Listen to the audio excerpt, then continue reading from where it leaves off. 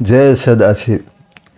कर्ज और फर्ज, इन दोनों से हम अच्छी तरह से परिचित हैं, क्योंकि ये हर व्यक्ति के जीवन में कसौटी के रूप में होते हैं। हर व्यक्ति के जीवन को कसौटी की तरह जांचते हैं। जो समय रहते इनसे मुक्त नहीं हुआ तो ये उसके जीवन में अड़चने डालकर उसके जीवन को निस्तेज कर देते हैं।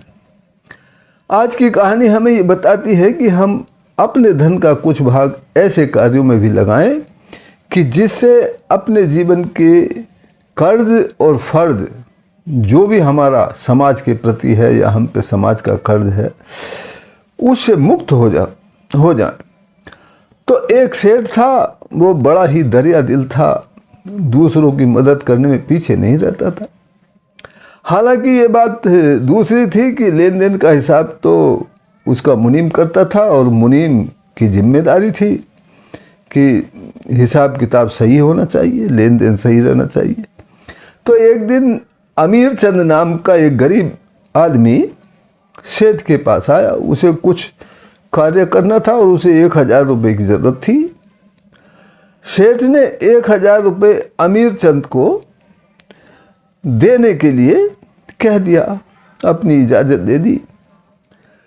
किंतु मुनीम ने पैसे तो दे दिए, लेकिन अमीर चंद की गरीबी हालत देखकर बोला, अरे भाई, ये उधार इस जन्म में ही अदा करोगे या अगले जन्म में अदा करोगे?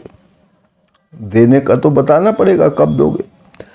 तो अमीर चंद के मन में थोड़ी सी चालाकी आ गई। उसने सोचा, अरे अगला जन्म किसने देखा है, ये खुद ही तो कह रहा है, सो इसलिए अगले जन्म के लिए कह देता हूँ। और अगले जन्म में उधार वापस करने का वादा करके वो घर पहुँच गया।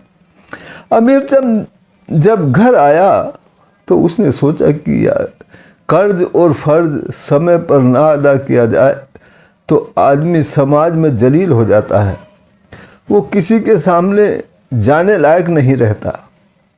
तो उसका मन बड़ा बेचैन हो गया। अब वो एक संत के पास गया कि मुझे कोई रास्ता बताओ। उसने अपनी परेशानी सारी संत जी को बताई। बोले, मैं अगले जन्म में ये कर्ज उतार सकूं, इसके लिए कोई रास्ता मुझे बताओ।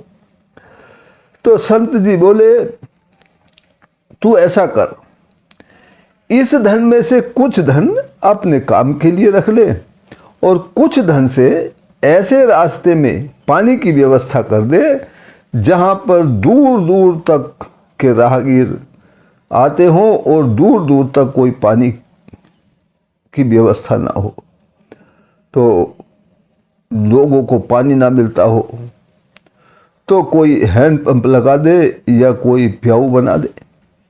लोग फ्री में पानी पीकर तुझको दुआ देंगे, जो तेरे अगले जन्म के कर्ज उतारने में तेरी मदद करेगी।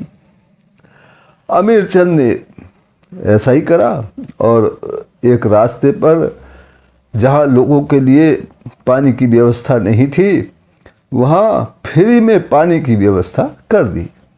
लोग पानी फ्री में पीते, दुआ देते, कहते ये बहुत अच्छा काम किया है, भगवान उसका भला करे।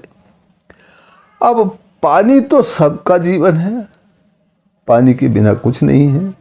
भगवान शिव भी जल से एकदम प्रसन्न हो जाते हैं और जल उनको अति प्रिय है। जल की व्यवस्था से शिव की कृपा हो गई। गरीब अमीर चंद पर शिव की कृपा होते ही उसके इस काम की सराहना होने लगी और दूर दूर तक फैलने लगी। अब ये बात जब सेठ को पता चली तो सेठ बहुत खुश हुआ और गरीब अमीर चंद से मिलने के लिए उसके घर आया। और ये सब जानकर कि उसने उसके द्वारा दिए गए कर्ज रूपी धन का बड़ा सदुपयोग किया है, तो उसने अमीर चंद का कर्ज माफ कर दिया।